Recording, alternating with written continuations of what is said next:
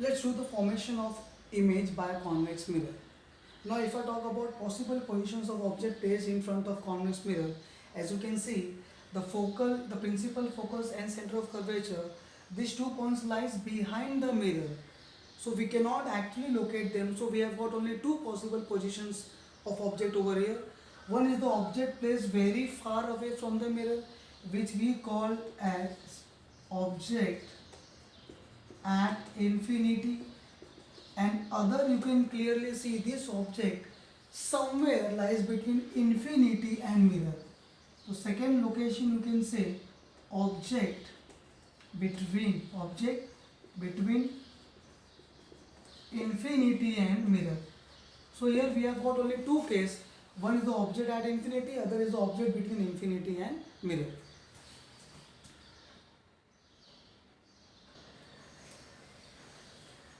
So when we talk about the first case, when object is kept at infinity, again here we can consider two cases where the incident rays are traveling parallel to principal axis or the incident rays are traveling inclined to principal axis.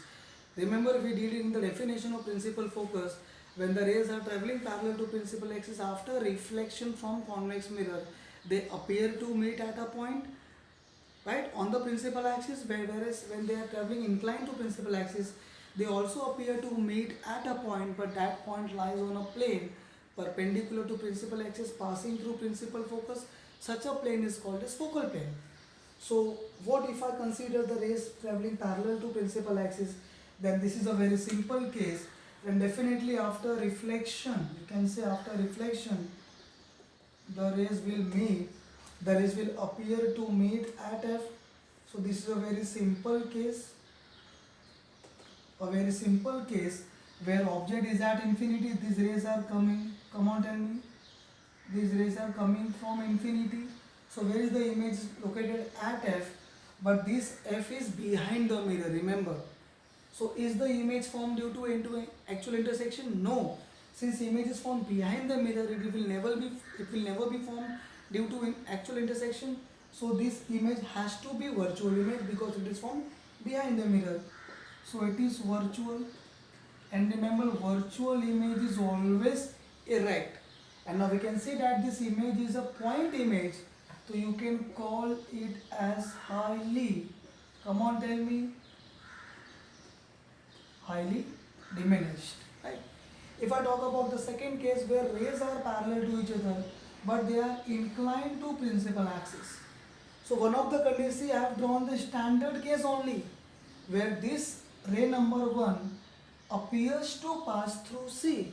Then you would say, so definitely it will retrace the same path. I have purposely taken this ray through C.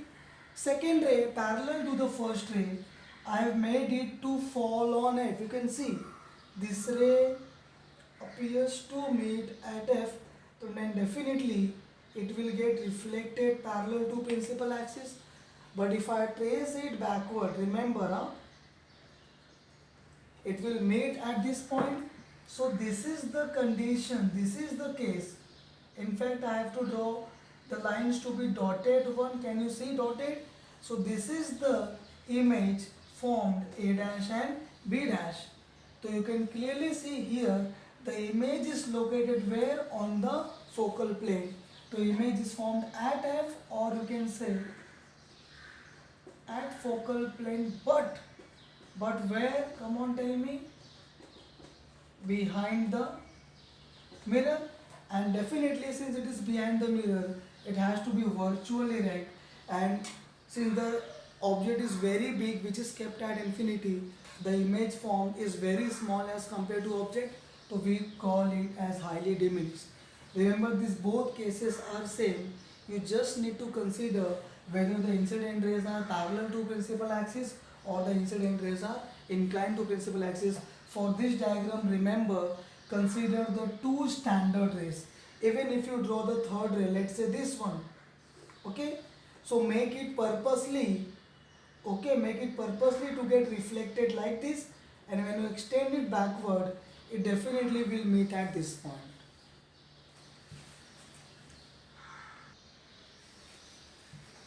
Now let's talk about the second case where object is placed between infinity and P of a convex mirror.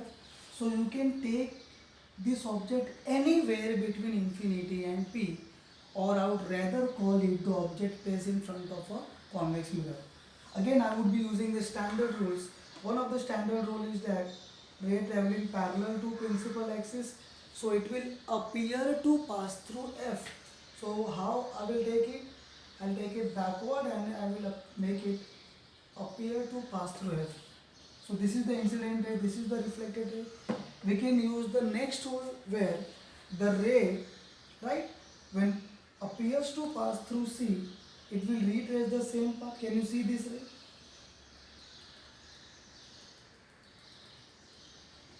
Definitely this ray appears to pass through C, it will retrace the same path. Can you see these two rays are intersecting at this point? Are you getting me? That means we have already located the image at this point, which is drawn by a dotted line. And why dotted line? Because the rays are not actually meeting, in fact they appear to meet. So this is the image we have got as A1B1. So where is the location of image? It is between F and P. It will always be between F and P. So you have to say between F and P. But remember, this F and P is located where? It is located behind the mirror, right? If I talk about nature of image, tell me, is it due to actual intersection of rays? No, it is from behind the mirror, so it has to be virtual. Virtual is always erect, and you can clearly see that here the image is smaller than the object, so it is diminished, right?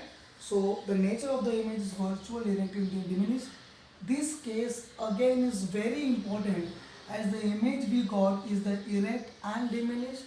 If I talk about rear view mirror of a vehicle or a surveillance mirror, rear view mirror, surveillance mirror, or a parking mirror, where a bigger object, a very bigger object, you can see the size of a truck, size of a building, these all bigger objects can be easily accommodated into a small mirror. And whenever you look into a convex mirror, the very bigger object is easily accommodated into a small size convex mirror. It is due to the fact that the image is always erect and diminished. Remember, whenever we talk about surveillance mirror or rear view mirror or a parking mirror, okay, the object is of very bigger size, but whenever we look into that mirror, the object is always erect. That is of utmost importance, and it is diminished. Remember, it is, if you see a rear view mirror, there is a note on that mirror that objects in the mirror are closer than they appear. That means if you are looking at a truck which is very small, so you can consider it that it might be at a longer distance. But in case of convex mirror, it is not so.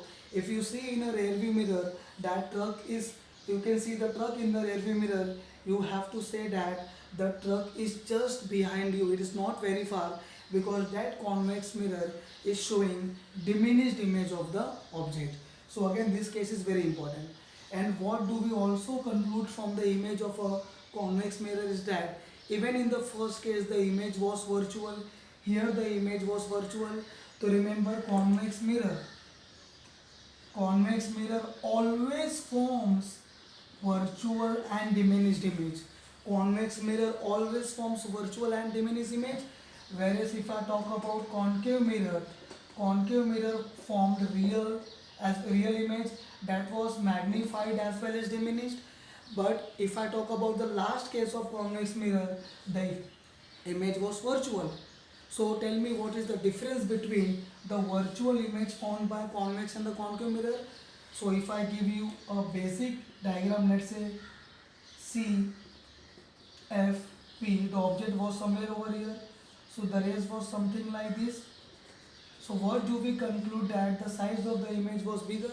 So what is the main difference between the image, virtual image by convex and the concave mirror?